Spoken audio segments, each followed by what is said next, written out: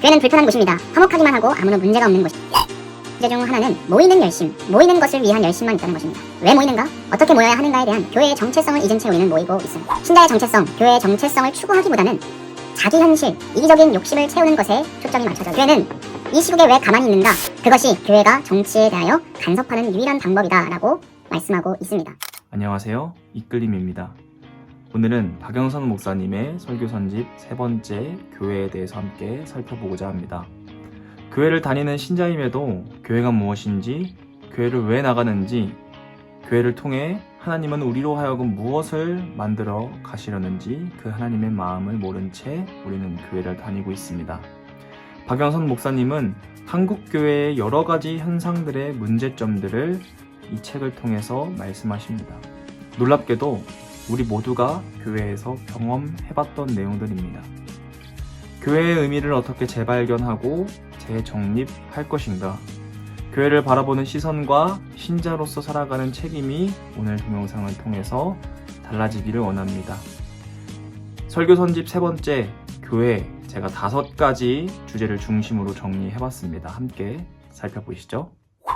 먼저 우리가 살펴볼 것은 교회는 우리에게 어떤 의미일까? 라고 하는 겁니다. 총 6가지로 제가 말씀드리겠습니다. 첫 번째, 교회는 내가 누구인지를 깨우침을 받는 곳이다 라고 박영선 목사님은 이 책을 통해서 말씀합니다. 교회는 불편한 곳입니다. 화목하기만 하고 아무런 문제가 없는 곳이 아닙니다. 늘 수군거리고 빈정거리며 삐죽거리고 경쟁을 하고 가슴 아픈 일들이 일어나는 곳입니다. 우리에게 교회 공동체를 허락하신 이유는 내가 누구인지 깨닫게 하기 위해서입니다. 나는 여전히 실력이 없고 나는 아직도 사랑을 베풀 수 있는 사람이 못 되는구나. 믿는 사람에게조차도 이 정도밖에 안 되는구나. 이런 것들을 우리가 깨닫게 되죠. 우리는 예수를 믿는다고 생각하지만 만족스럽지 않다는 것이 우리가 갖고 있는 강박감입니다. 적어도 예수를 믿는다면, 그 믿는 사람이라고 한다면 이런 수준은 되어야 한다고 생각하지만 그렇지 못할 때 우리는 혼란스럽습니다. 이 모습을 직면하는 곳이 우리가 교회가 되기도 합니다. 두 번째입니다. 함께 지어져 가는 곳이 교회입니다. 우리는 주 안에서 성전이 되어가는 존재로서 함께 지어져 가는 지체들입니다. 교회는 하나님이 거하실 처소가 되기 위하여 우리 모두가 거룩해야 합니다. 신자는 하나님이 그 사람이 필요해서 부르신 사람입니다. 신자는 함께 지어져 가게 되어 있고 사실 그 사람 덕분에 내가 괜찮아지고 있다라고 하는 것, 또한 내 덕분에 그 다른 누구도 유익을 본다는 것을 잊어서는 안 됩니다. 서로가 서로에게 도움이 되어주고 함께 지어져 가고 자라나가는 게 바로 신자이고 교회다라고 하는 겁니다. 그 사람이 없다면 내가 훨씬 못한 사람이 될 뻔했다라는 생각을 가져야 한다라고 박영선 목사님은 말씀합니다. 주님이 우리를 품으신 것 같이 우리도 서로 품어야 합니다. 그것이 주님을 본받는 길이고 동시에 우리의 완성을 위해서 하나님이 우리에게 유일하게 허락하신 방법이기 때문입니다. 세 번째입니다. 만물을 충만하게 하시는 이의 충만. 교회는 예수님의 충만입니다. 더 쉽게 말해서 예수님은 자신이 교회로 말미암지 않고는, 교회와 함께 하시지 않고는 충만하지 않겠다고 하십니다. 교회는 건물이 아닙니다. 조직체도 아닙니다. 신자들의 총칭입니다. 즉 예수 그리스도께서는 신자 없이는 충만하지 않기로 했다는 것입니다. 그러므로 교회는 예수님의 충만이다. 네 번째는 권속입니다. 우리는 교회에 매번 옵니다. 하나님의 권속이기 때문입니다. 하나님의 가족이기 때문입니다. 하나님을 만나고 동일한 하나님의 식구가 된 자들을 만나는 것이 우리에게 기쁨인 것이에요. 그러나 그런 기대가 무너지면 우리는 더 많은 상처를 받기도 합니다. 상처와 슬픔에만 집착하는 것이 아니라 우리가 원래 여기에 얼마나 많은 기대를 걸고 오는 사람인가를, 그리고 그 신자다움을 다시 한 번 더 생각을 해볼 필요가 있습니다. 하나님께서 허락하신 새로운 하늘 가족 공동체가 바로 교회인 것입니다. 5번째, 교회는 우리에게 상속의 의미를 주어주고 있습니다. 마치 신부가 가지는 특권과도 같습니다. 남편이 잘난 사람이면 잘난 사람의 부인이 되어 잘난 지위를 함께 누립니다. 남편이 고귀한 사람이면 고귀함을 함께 나누고, 유명하면 유명함을, 부자면 그 부를 함께 나누게 되는 것입니다.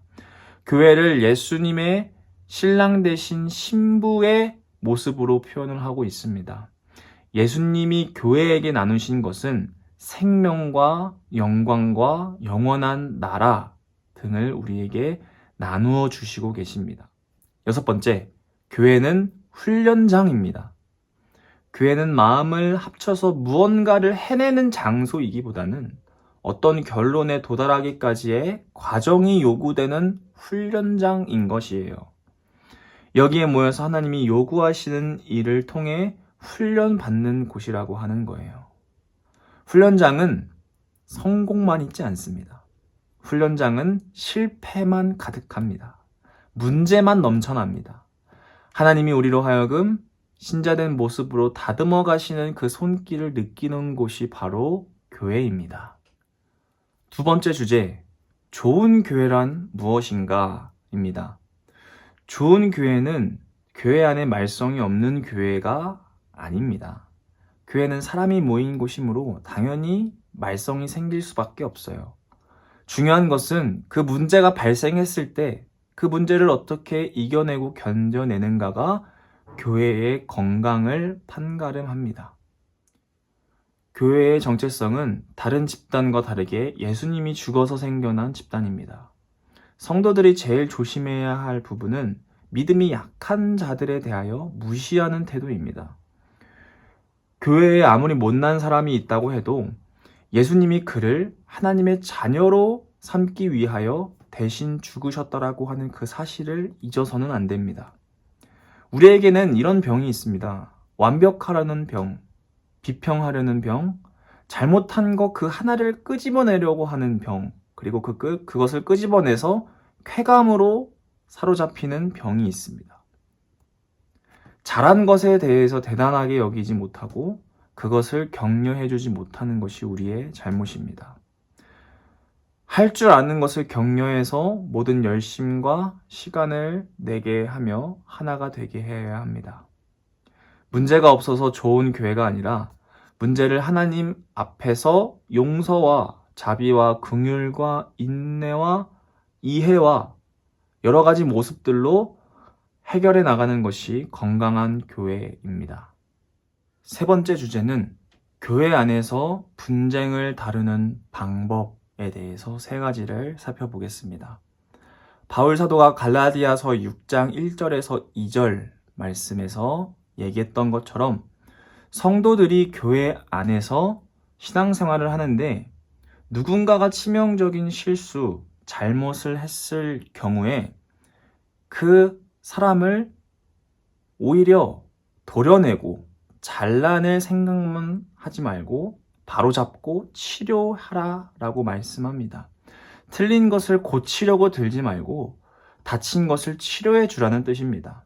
지금은 어긋나 있고 부적합하지만 그것을 제자리에 맞추며 회복시키라는 말입니다. 교회 안에는 어떤 일 때문에 누군가를 갈아 끼운다는 생각을 해서는 절대 안 됩니다. 분쟁을 다루는 첫 번째 방법은 종말론적인 시각을 가지라입니다. 그 문제를 지금이라는 시점에만 놓고 본다면 당연히 누구는 상처받고 누구는 비판할 수밖에 없습니다. 지금 누가 손해를 봤다, 누가 억울하다 이렇게 풀지 말고 우리가 하나님 앞으로 갈 것이라는 입장에서 문제를 풀어나가라고 박영선 목사님은 말씀하고 있습니다. 세상의 이해관계와 이 세상에서 가치 있는 것을 놓고 싸우다가 하나님 앞에 영광스러운 자리로 가는 그 일에 문제가 생겨서는 안 된다라고 이야기를 하고 있습니다. 2번째는 교회 차원에서 생각하라입니다. 교회는 거룩함을 목표로 하고 있고 거룩함을 향해 가고 있습니다. 거룩함은 교회의 원리가 되어야 하고 하나님께서 요구하시는 거룩함을 완성하는 자리로 가야 합니다.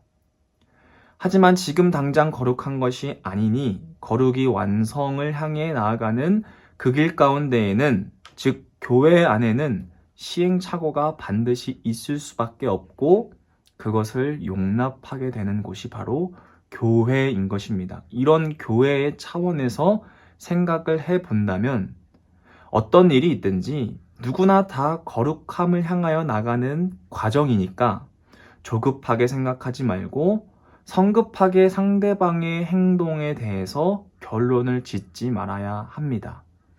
상대방의 잘못을 지적하고 심판하는 일에 앞장서면 안 됩니다.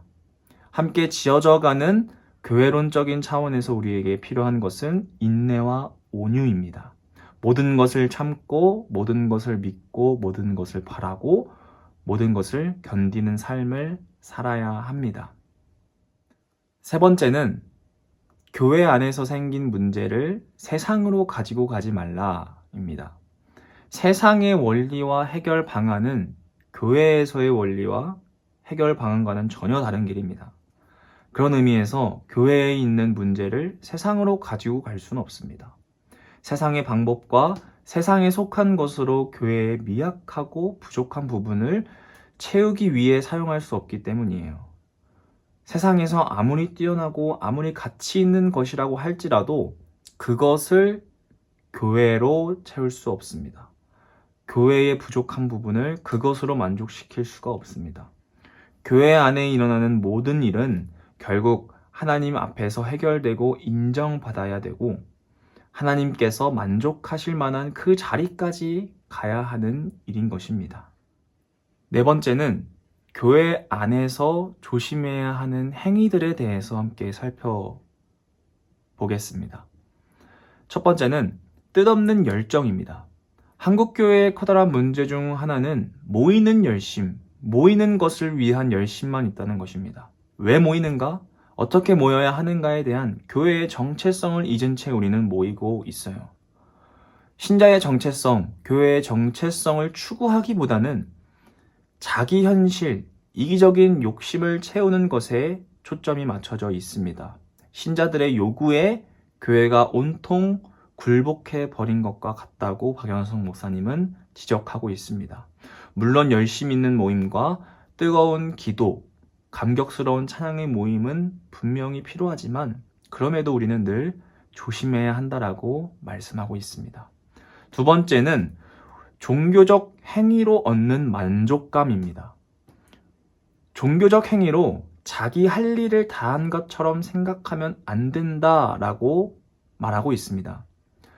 방언을 하고 40일 금식 기도를 하는 것은 신앙이 좋아지지 않습니다. 목사를 개인적으로 대접하고 개인적으로 호의를 베푸는 것으로 본인이 해야 되는 신앙의 책임을 다했다고 여기지 말라라고 박영선 목사님을 말씀합니다. 아마도 본인이 담임 목사이니까 이런 멘트를 하신 것 같습니다. 성경은 하나님께서 이미 우리에게 이루신 것이 무엇인지를 돌아보는 것이 중요하다라고 말합니다. 우리의 종교적 기분을 달래고 그것을 만족하는 것이 교회에 있어서 가장 중요한 것을 대신해서는 안 된다라고 하는 거예요. 세 번째는 지극히 능률과 효율을 따지는 것입니다. 교회는 어떤 일을 얼마나 경제적으로, 신속히, 합리적으로, 효율적으로 처리하는 단체가 아닙니다. 교회는 운동단체도 아니고 무슨 사업을 벌이는 세력도 아닙니다. 우리의 실력을 동원하고 하나님께 보탬이 될 만한 것을 모아서 하나님은 일하시지 않습니다. 물론 하나님은 교회를 통해 하나님이 하시고자 하시는 그 일을 이뤄내시는 것은 맞습니다. 하지만 지나친 능률과 효율과 합리성과 경쟁 구도에 사로잡혀서 하나님이 우리로 하여금 무엇을 원하시는지, 하나님의 영광을 위한 공동체라는 것을 우리는 잊어서는 안 됩니다. 이것이 교회 안에서 조심해야 할 여러 가지 행동들입니다. 5번째 주제입니다. 하나님의 뜻을 이루는 두 기관, 교회와 세상, 곧 국가입니다. 국가와 교회, 양쪽 일원으로서 우리가 다해야 하는 책임과 권리를 놓쳐서는 안 됩니다. 그런 의미에서 이 둘은 결코 충돌할 수가 없어요. 그러나 경우에 따라 서로 충돌할 수도 있습니다. 그럴 때면 우리는 신앙을 붙들기 위해서 이 세상에서 핍박을 당하거나 오해를 받거나 혹은 죽는 한이 있어도 신앙을 놓쳐서는 안 됩니다. 성경은 언제나 국가가 갖는 체제 또는 관습 자체가 완벽하지 않다라고 전제를 하고 있습니다. 우리가 사는 인생, 사회의 여러 일들 속에서 주를 부인하는 문제가 아닌 한 우리는 소속된 국가의 체제와 사회의 인습에 동조해야 합니다. 다니엘의 세 친구가 그 사례가 되겠죠. 교회는 이 시국에 왜 가만히 있는가? 라는 질문들이 요즘 좀 이슈가 될 수도 있습니다. 교회의 사회적인 참여와 정치적인 참여에 대한 대목입니다. 교회는 그것을 조장하는 곳이 아니고 정치에 대하여 그런 힘을 불어넣는 자리도 아니라고 박영선 목사님은 말씀하십니다. 교회가 갖는 가장 큰 관심은 우리는 죄 아래에서 신음하는 자들을 위하여서 부름받았지 국가에 대해서 이렇게 해라 저렇게 해라 하지 않는다라고 하는 것입니다. 해야 될 일이 있다면 건강한 신자를 만들어서 시민 생활을 할 때에 하나님이 어떤 분인지 그리고 나는 누구인지 대하여 알고 있는 자로서 책임을 다하도록 여러 신자들을 가르쳐야 하는 것이 교회의 목표라고 생각합니다. 그것이 교회가 정치에 대하여 간섭하는 유일한 방법이다라고 말씀하고 있습니다. 하지만 그렇다고 해서 사회적, 정치적 참여에 적극적으로 참여하는 신자들을 비판하거나 정죄할 필요도 없습니다. 그들에겐 신앙을 놓치지 않으면서 할 수 있는 것이기 때문에 그런 것을 선택한 것입니다. 반대로 참여하지 않는 이들에게도 옳고 그름을 논할 수가 없습니다. 우리는 잘 생각해야 합니다. 국민의 책임, 시민의 책임, 사회인의 책임도 다해야 합니다. 영원한 나라를 목적으로 한다는 이유로 이 세상의 현실적인 책임과 판단을 불분명하게 하거나 소극적으로 회피하지 않아야 합니다. 그럼에도 불구하고 기독교는 정치적, 사회적 세력이 되는 것을 원치 않습니다. 기독교는 세상에서 소금이 되고 빛이 되어야 하지 세상에서 총과 칼이 되어서는 안 됩니다. 기독교는 아무리 교인 수가 늘어난다고 해도 세력이나 그 힘으로 세상 앞에서 진리를 증명하지 않습니다. 세상이 인정하는 방법이 아닌 하나님께서 인정하시는 그 방법으로 진리를 증명해 나가야 합니다. 그 외에도 박영선 목사님은 이 책의 내용들에서 직분에 대해서, 헌금에 대해서, 구제에 대해서, 권징에 대해서, 다음 세대에 대해서 여러 가지로 말씀해 놓고 있습니다. 이 외의 것들이 궁금하시다면 박영선 목사님의 교회를 한번 읽어보시기를 바랍니다. 하나님은 교회를 통해 일하십니다. 그럼에도 교회는 불완전합니다. 모두가 거룩하지 않습니다. 하지만 완전을 향해 나아가고 있습니다. 거룩을 바라보고 있습니다. 우리에게 교회란 나를 하나님의 자녀로 만들어 가시기 위해서 하나님께서 마련해 놓으신 훈련장입니다. 넘어져 보기도 하고 실패해 보기도 하고 성장하는 그 맛을 느껴야 하는 공간입니다. 교회는 세상에서 요구하는 경쟁과 능률과 효율과 성장과 세력 등이 관심사가 아닙니다. 교회의 관심사는 교회에서 나를 발견하고 내가 얼마나 죄인이고 나를 사랑하시는 그 하나님의 마음을 깨닫고 다짐하고 훈련받아서 주를 쫓아 살아가는 삶, 자기를 부인하며 세상 나라의 것이 아닌 영원과 영생과 진리와 하나님이 하나님이신 것을 세상에 증언해야 하는 것입니다. 교회와 세상은 결코 분리되어 있지 않습니다. 우리는 세상에서 신자다움을 잃어서는 안 되고요. 하나님의 하나님 되심을 외치는 사람이 되어야 합니다. 교회가 되어야 합니다. 지금까지 교회에 대해서 함께 살펴보게 되었는데 혹시나 교회에 대한 질문, 이런 여러 가지 의견들이 있다면 댓글로 함께 우리 고민했으면 좋겠습니다. 다음은 마지막 4번째 책인 자유로 돌아오도록 하겠습니다.